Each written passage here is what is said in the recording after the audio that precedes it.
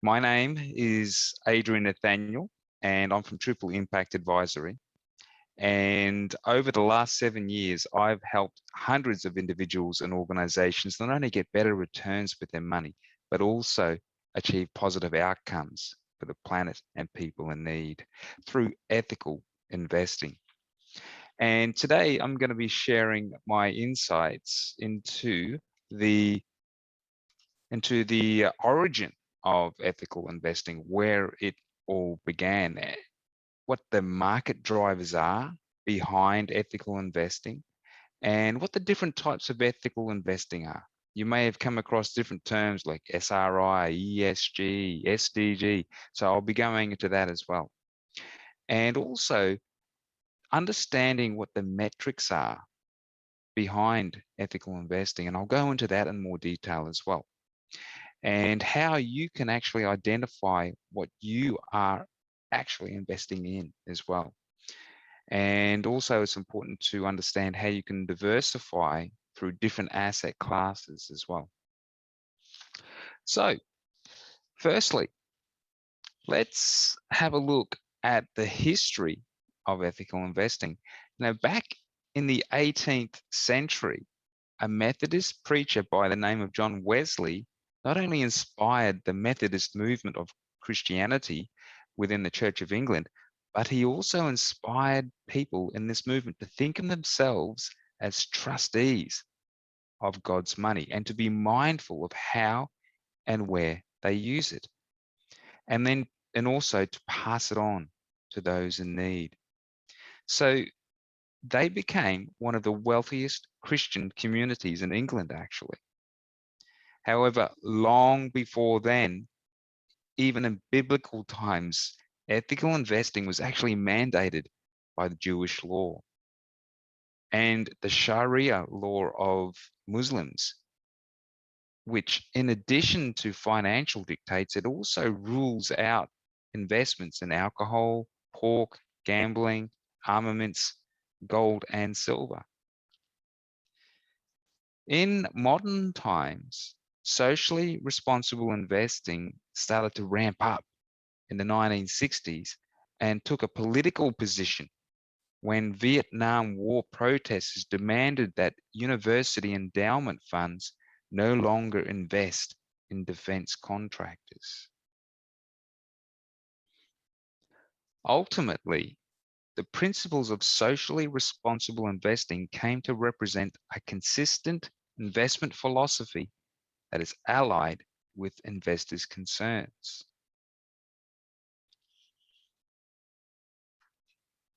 In the process, several success stories have emerged, and it actually can lead to change. In 1977, the US Congress passed the Community Reinvestment Act, which forbade discriminatory lending practices in low-income neighborhoods. While the repercussions from Chernobyl and the 3 Mile Island nuclear disaster in the 1980s spawned anxiety over the environment, which led to the launch of the US Sustainable Investment Forum in 1984. And the combined efforts of protests and responsible investing paid off with South Africa's apartheid, where over $625 billion in investments was redirected from South Africa by 1993. And upon his release from prison in 1990, Nelson Mandela worked with President de Klerk to develop a new constitution for South Africa. So there's no doubt that pressure from investors can lead to change. And these days, the scope of ethical investing has broadened to encompass global change and while generating competitive returns. So, what are the market drivers behind this? Well, in 2008, the world experienced the global financial crisis. And in this, a number of different seeds were planted. One of them was a movement known as Occupy Wall Street. And this was a protest movement against economic inequality, against greed, corruption, and the undue influence of corporations on government, particularly from the financial services sector. And the growing mistrust around the financial sector actually led to the birth of Bitcoin, which was really aimed at providing greater transparency, immutability, and inability to corrupt, and decentralization using the blockchain technology. So the drive for greater transparency actually is a fundamental part of the ethical investment movement. Now, another massive driver for ethical investing is climate change.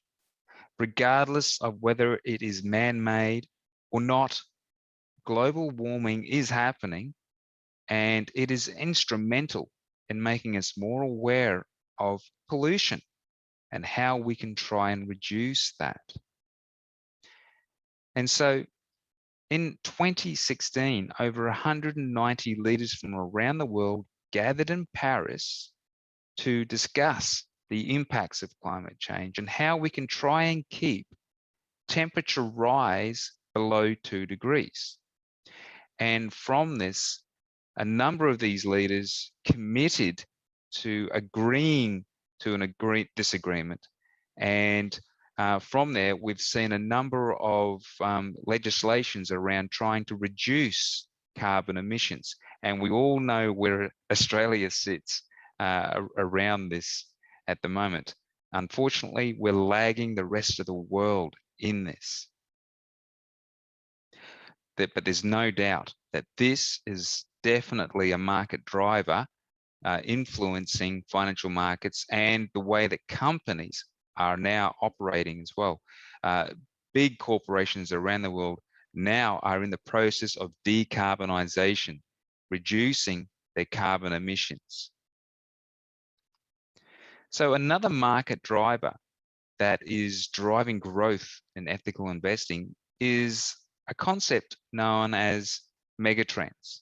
Now, this is actually a phenomena which is sort of defined as a significant change that impacts many things from life expectancy, the environment, government policy, and it is a significant change that impacts that for the long term.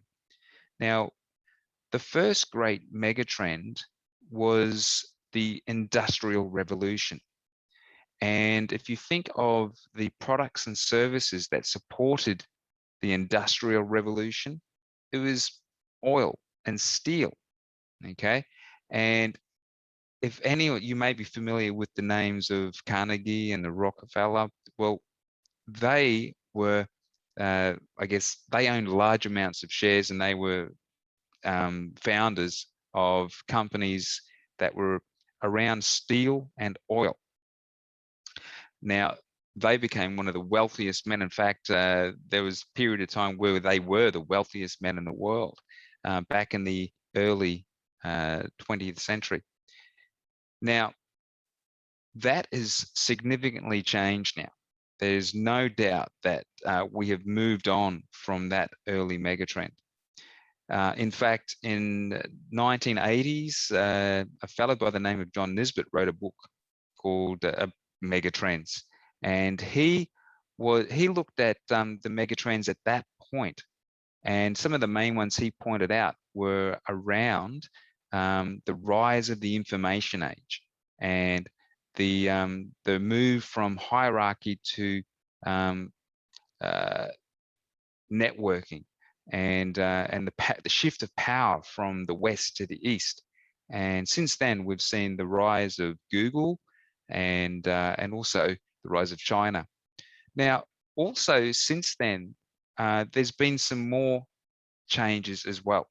And back in 2015, the CSIRO did a report around the latest megatrends, and they found that they were around climate change, aging populations, technology, okay, and of course sustainability as well. And so what we're looking at here is that what are the companies, products and services that are supporting these current megatrends.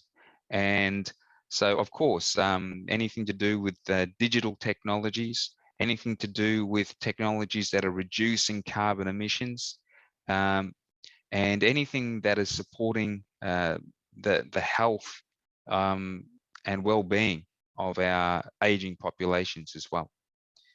So another market driver that is really also helping to drive the growth of ethical investing is something known or termed the conscious consumption. Okay, now in the last decade, there's been a rise of the conscious consumer. And there's been a number of reports written by Nielsen and Edelman Brand Survey, which has indicated that up to 66 to 70% of consumers would prefer to spend their money with companies that demonstrate a commitment to social or environmental responsibility. And this is a trend that is continuing to grow. And this is definitely something that is driving the growth in this area as well around ethical investing. In fact, this has been one of the biggest areas that I believe too, because it's come from the people. It's ground up. The people have been noticing the changes and been wanting governments to change their policies around this. But it's the people that have been actually being able to vote with their dollar. And really, at the end of the day, companies are more agile and nimble to be able to adapt to changes. And we've seen a number of companies that are adapting and changing their products and services to this more conscious consumption. And then, of course, we're seeing some governments now putting in policies around this, around decarbonisation as well. So ultimately, this movement has been driven from the people, and now the corporations and the governments are starting to respond to that, which is great. So, what are the different types of ethical investing? Now, you may have heard of a number of different terms. ESG, SRI, SDG, sustainability, regenerative investing. Now, I can understand if it's all really confusing. Now, ultimately, it started with SRI, socially responsible investing. Okay, and this is really, it's one of the most simplest and basic forms of this, which focuses on a negative screening. Okay, so what that means is that they focus on excluding or not investing in any companies that have anything to do with weapons manufacture, with alcohol, gambling, and now lately fossil fuels as well.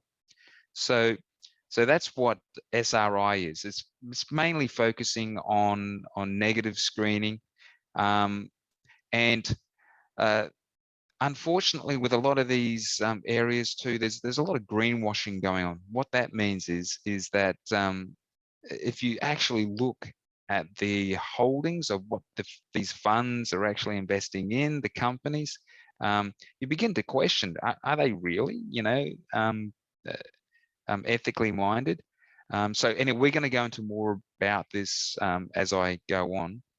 The other area, and by the way, a lot of these terms are also considered synonyms. They're the same thing. But as we look a little bit deeper, there's slight distinctions between them all. For instance, ESG refers to environment, social, and governance.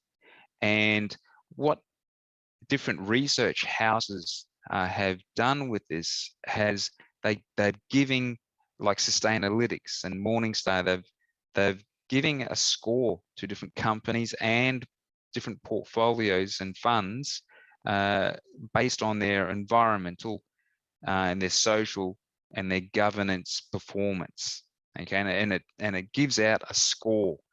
Okay, and so that's one way of being able to identify an ethical fund, is looking at their ESG score. Once again, greenwashing can be an issue with this as well. Now, this is where we start to get into sustainability. Now, sustainability actually refers to three main areas of people, planet, and profit. And it's the intersection of these areas where a company really performs. Okay, and it makes sense, like because all these areas are actually interconnected. If a company is considering the environment and the community from which it operates, it makes sense that it's just going to prosper. And so if a company starts to look at reducing its carbon footprint, of course they're going to save money on their energy costs. If they look after their staff, their productivity is going to increase. And so that's why this area of sustainability is all interconnected. And companies that are targeting sustainability are naturally outperforming those that don't. And there is a lot of research to show that that is actually true. And so another area too is around regenerative. And so this is taking sustainability to a whole other level.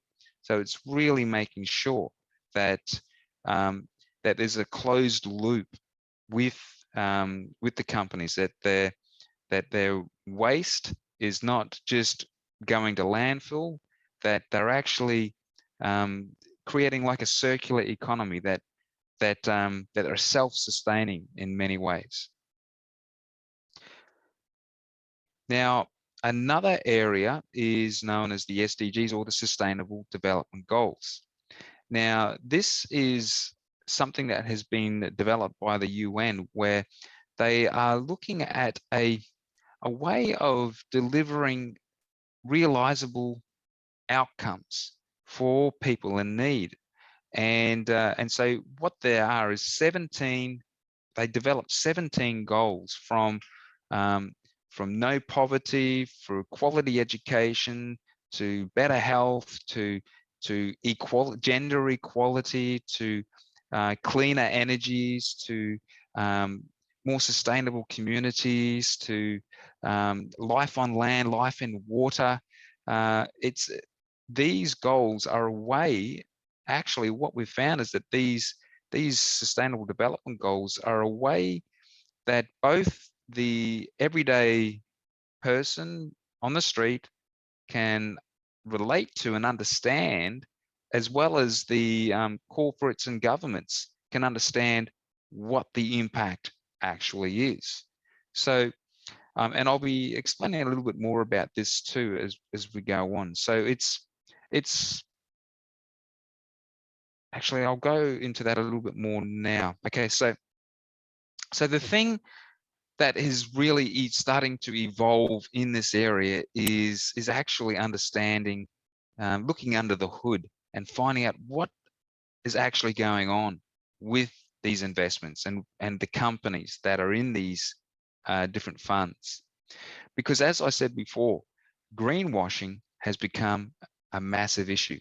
Now, greenwashing, again, it's where you think that a fund is investing ethically, but if you actually look a bit deeper, it's actually not. Now, a typical example of this was years ago when Woolies was also funding gambling and involved in funding machines, gaming machines in clubs, and these sorts of things. And so it's like, oh, okay, well, does that align with your values? And why would that be in an ethical fund, in an ethical investment? And so essentially what better research and analysis does is making sure that your money is actually invested in what you want. Okay, so and there's this is where technology is actually helping with this. See, technology is actually what's happening with technology is that it's leading to a greater level of transparency. And remember what I said about Bitcoin. It's built on the technology of blockchain, which really is about providing greater transparency, immutability, so you can't corrupt it, and that decentralization. So the blockchain technology is certainly going to help with this area of improving trust with this space, to be able to make sure that the data that has been collected is true. Okay, and so there are a number of different areas that we look for to be able to get the data, but this is actually making sure that what you're investing in is actually true to word. Okay, that it is it's actually ethical and what you are wanting to invest in. So firstly, the first thing that you can do to find out what you're actually investing in is actually go to your fund website. And while you're on the website, look under investments and then look for the investment reports. And usually you'll find a quarterly report. That's where you can find a list of the holdings, the companies that that fund is investing in. If you can't find that, if you usually on these reports, you only get the top 10, top 5 or something. If you want a full list, send them an email and ask for that, a full report. The interesting thing is, this has only recently become law for them to disclose what they're investing in, back in 2016. So this is the first step that you can take to understand what you're actually investing in. Now, as I said, the data is really important to make sure that you are actually investing in what you want. And this is where there's different metrics that have come out. Now, the thing about sustainability is that it really facilitates the basis of sustainability is about measuring change and the actual impact. And there's a famous saying, you know, what can be measured can be improved. And this is the basis of all of this, is we need to be able to measure what the carbon emissions of the company is. So therefore, we can change that and reduce it. We need to be able to measure what the waste is of the company, how the people in the business are actually coping, and that way we can improve it. And so there's different metrics that the companies are starting to report on. And here's an example of some metrics that some funds are now reporting on, including the simple ESG score. Like I said before, that's a score that aggregates a company's environmental, social, and governance performance. The thing is, it comes out with a score out of 100, and it may not mean much to you. It's just a number. So this is where other metrics can help give more meaning to this, and help you understand more about what your money is actually doing. And this is where carbon metrics have been developed. And there's a range of different carbon metrics to look at, and some funds will choose a particular carbon metric, or some may share a bunch of them. Now, so they include things like total emissions. What is the total emissions that this portfolio of companies is polluting out into the world. Okay, and by the way, carbon metrics, the term carbon refers to greenhouse gases. There's more than just carbon going out into the atmosphere, but it's a term that encompasses greenhouse gases, all of it. So the metrics include total emissions, what the carbon footprint is. Now, the carbon footprint is the total emissions divided by the portfolio value, dollar value. Okay, so that's how they get the carbon footprint. Now, that you may see another metric there called carbon intensity. And the carbon intensity is calculated by dividing the total carbon emissions by the sum of ownership weighted revenues of the securities in the portfolio. Now, it sounds pretty complicated, and it's been used as to aggregate across different fund sizes, that may have billions of dollars compared to millions of dollars, and to different number of companies that are held there, because that's the issue, is that if you're trying to compare apples with apples, it's a bit hard. So that's where the carbon intensity metric helps. It can help you compare apples with apples across a range of different companies. And then, of course, there's the metric of carbon exposure.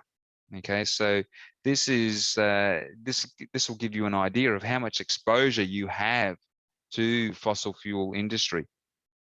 And this is important as well, because one of the things that has come out from the Paris Agreement is something known as a stranded asset risk.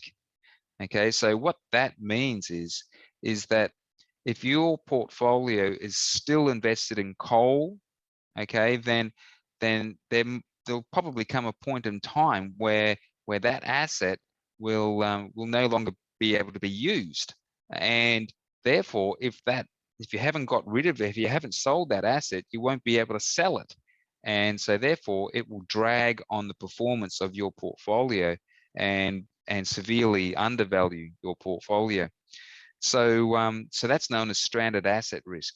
And it's good to know how much exposure your portfolio has to the fossil fuel industry as well.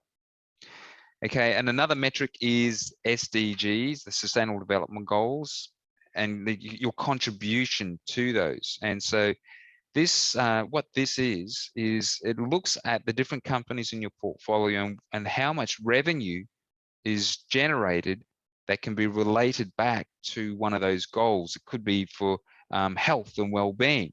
It could be for clean energies, renewable energies. So that's a metric that tells you how much contributions you're making to the Sustainable Development Goals.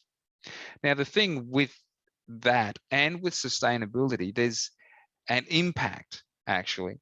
There's two main areas. That's your outputs and your contribution. The amount of revenue that you can generate towards a Sustainable Development Goal is known as an output. Yep, that's an easily measurable metric. However, where impact is really seen and made and generated is through outcomes. So this is the end result. This is what you really want to see, and to this, so this is more labor intensive and harder to capture, and so you won't see a lot of in retail investment funds with this sort of metric.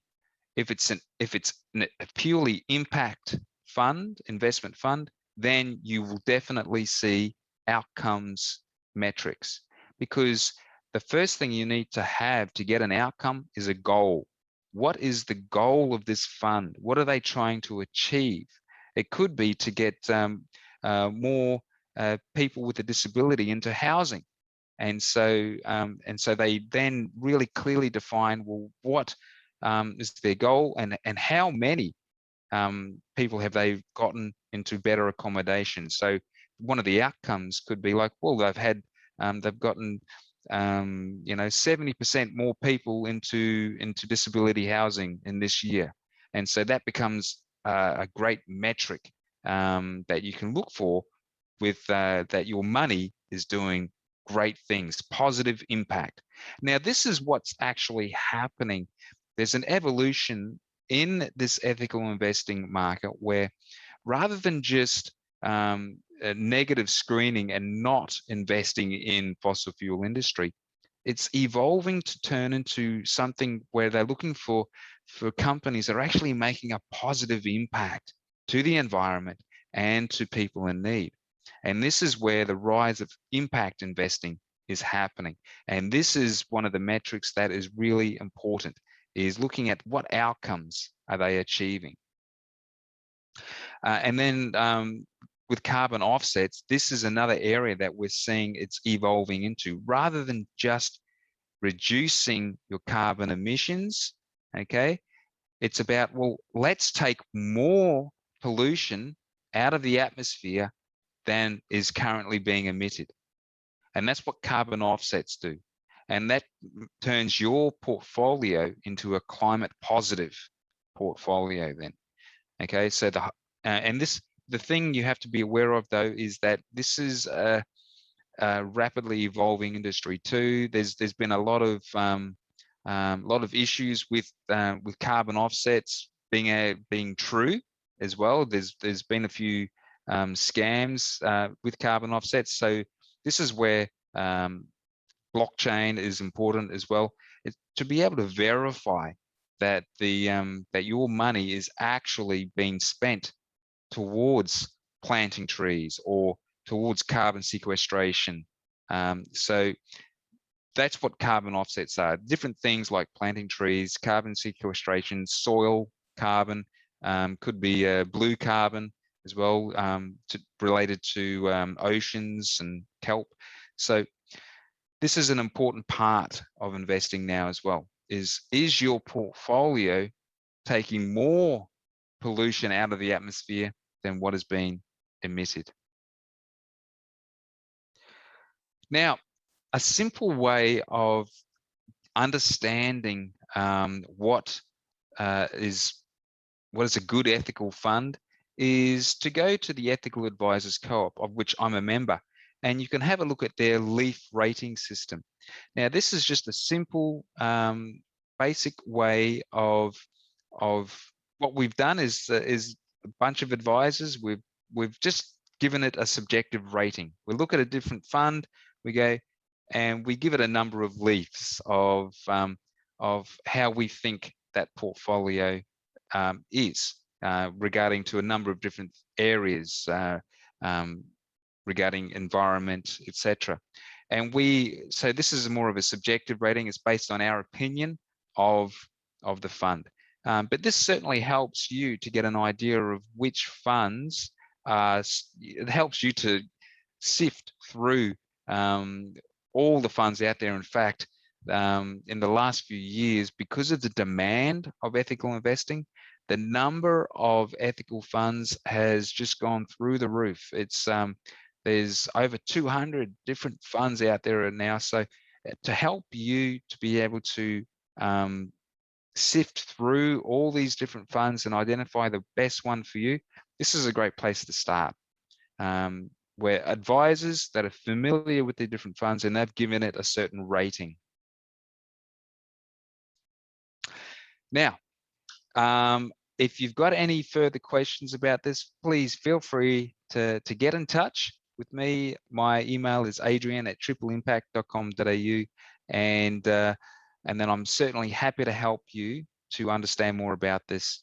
And it is an area where I believe that getting the right data can definitely help you to be able to understand what your money is actually doing.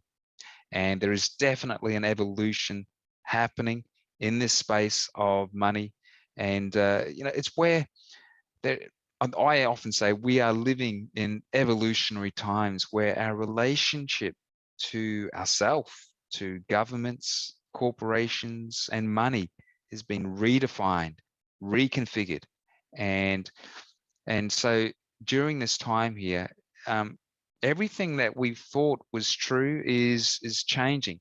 And so it's really important here to really step out of your head and your mind and your brain, you're around this, and come to a deeper space of being and connect with your values and with your heart and what's most important to you. Because and then make a decision from this place, because this, quite often, your heart knows what is true and what is true for you. And so regardless of what is going on out there in the world and all the different stories and narratives out there, at the end of the day, bring it back to what your heart space, and to, does it align with your values? What are your values? What do you stand for? And then align your worldly actions with those, your inner values. Okay, thank you for joining me today. Much love, prosperity to all.